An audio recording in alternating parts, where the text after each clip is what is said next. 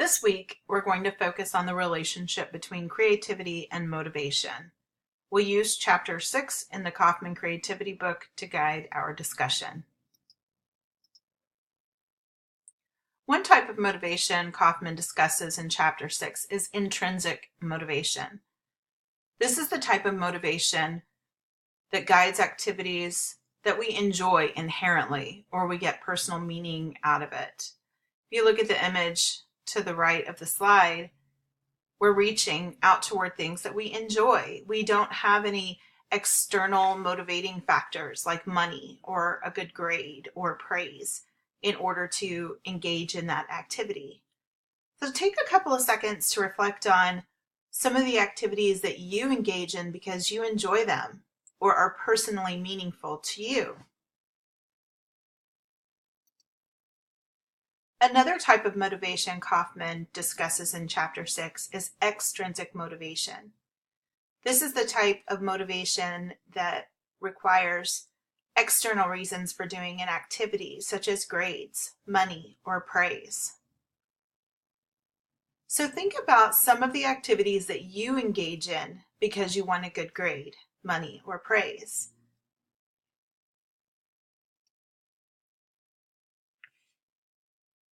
Next, we discuss the relationship between goals and creativity. Kaufman discusses two types of goals in Chapter 6, learning or mastery goals and performance goals. Both can be found on page 117. Learning or mastery goals are centered around the idea that you hope to learn something through the activity. Whether you master it or not is not necessarily the goal, but you want to learn and move forward in your knowledge about a particular activity. In a performance goal, you focus on the performance of the task with less focus on what you will learn, if you'll learn anything at all. Kaufman breaks down performance goals into two sub-goals, performance prove and performance avoid. Performance prove is a goal that shows how well you can perform, and performance avoid is a goal to avoid looking incompetent. Kaufman also talks about the relationship between goals, mindset, and ability in this chapter. He creates a relationship between learning goals to intrinsic motivation and performance goals to extrinsic motivation. Additionally, there are mindsets to consider. Carol Dweck's research reveals a lot about this subject. Fixed view of intelligence versus malleable intelligence. Fixed view of intelligence meaning you have one level of intelligence, and once you achieve it, you cannot go any further, versus the malleable intelligence, meaning you can change your intelligence level in particular subject areas or overall. Further, Kaufman discusses ability, whether we have a high ability or a developing ability given a certain activity. So let's reflect a little bit for a moment on these three aspects. For this class, do you feel you have learning or performance goals? You can reflect back to the week 1 discussion when I asked you, what do you hope to get out of the class? And some of you said, I want to make an A. And some of you said, I just want to learn how to be more creative. Well, each of those answers falls into a particular type of goal. So what I'm looking for here in your reflection is, are you performance goal or are you learning goal? Do you hold a view of intelligence as fixed or malleable? Do you believe that you've maxed out your intelligence and you won't get any more intelligent? Or you don't believe that other people can become more intelligent? Or do you believe that intelligence can change over time? And then what role do you believe ability plays in your answer about the nature of intelligence? Maybe you're really good at one subject and another one you struggle. Does that make you less or more intelligent? Do you believe that you can change some of the areas where you don't feel as confident in your skill? Kaufman also discusses a concept called learned helplessness. We can talk, what is this? This learned helplessness is a combination of performance goal with a fixed mindset. and a perceived or actual low ability. So when you combine these three things together, you can take on the notion that you're helpless in a particular area. Some examples might be, I'm not good at math, or I don't do math, I'm not a good writer, I'm not good at sports. This may mean that you tried it one time and you weren't very good at it. You don't believe that your intelligence can change in a particular area, and that you have perceived or actual low ability. That means we get to a certain place in our lives and we believe that we are not good at math, or we believe we are not good at sports, as a couple of examples. So here are some things to think about. What are some examples that you can identify in your life of learned helplessness? And how can we shift our thinking to avoid learned helplessness? What are ways you see in your future career helping others to move away from learned helplessness responses?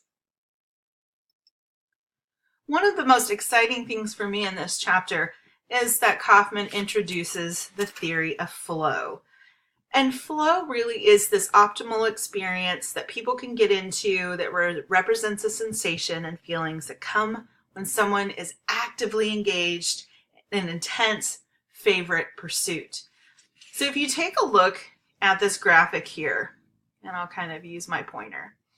So you want your activity to fall into this flow channel. You don't want it to be too easy or you'll be bored. And you don't want it to be hard because it'll cause anxiety or anxiousness. You want it to be something that you enjoy and challenging enough to keep you engaged. And then as you continue to participate in that activity, you become better and better and better at it. And these are the type of activities where we lose sense of time, we forget everything around us, and it's really something to strive for in different aspects of your life. So how can you get in the flow? I've included a link to a video here, and it's a book review of the theory of flow. So I'd like you to watch that. It's relatively short. And then I want you to think about what activity you are good at that can also challenge you to be better. An activity that you can immerse yourself in and lose sense of time. That may be writing, that may be playing your guitar, that may be painting, that may be running, that may be getting out and throwing a ball around. Whatever kind of activity that challenges you, that you can also enjoy. And it shouldn't be too easy, like binge watching a show on Netflix, because that will lead to boredom, and it's not challenging for anyone to watch Netflix. But it also can't be too challenging, like trying to play a masterpiece on the piano and you don't know how to play the piano. So think of an activity that you can immerse yourself in and lose sense of time that's challenging and enjoyable.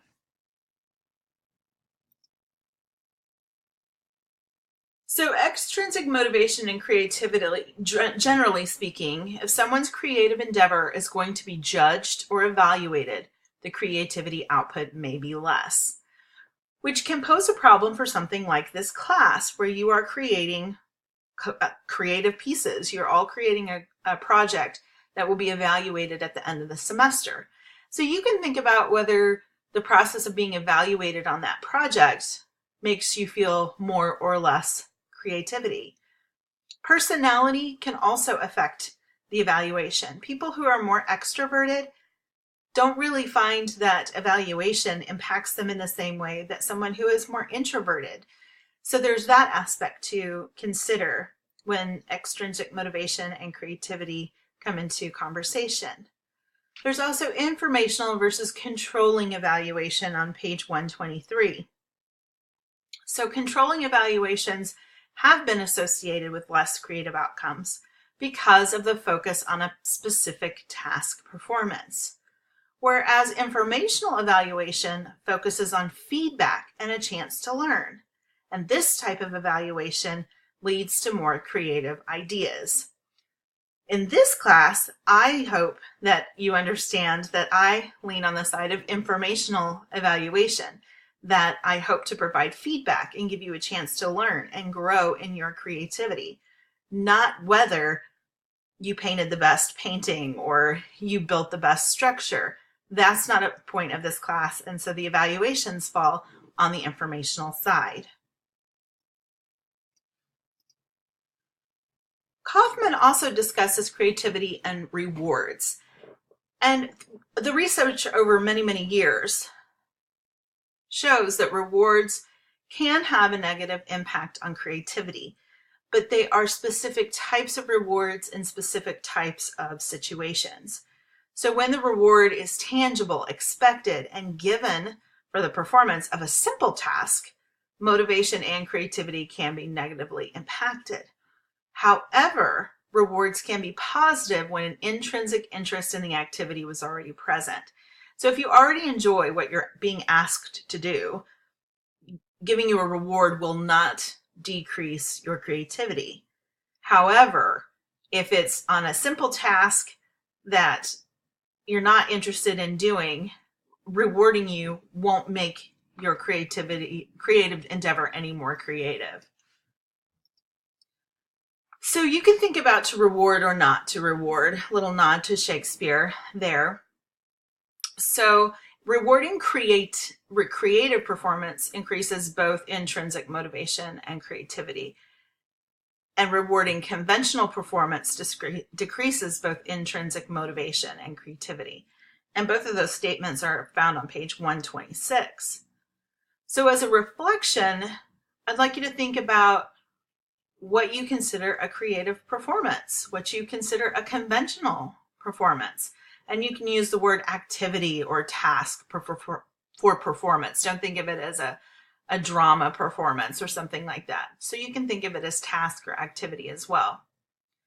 And what types of reward might you offer for a creative performance that would enhance that intrinsic motivation? And then you can put yourself in a scenario. Suppose you are a teacher of a class where students are not intrinsically motivated to complete creative assignments in your class. What types of rewards might you offer to students to encourage engagement? Further,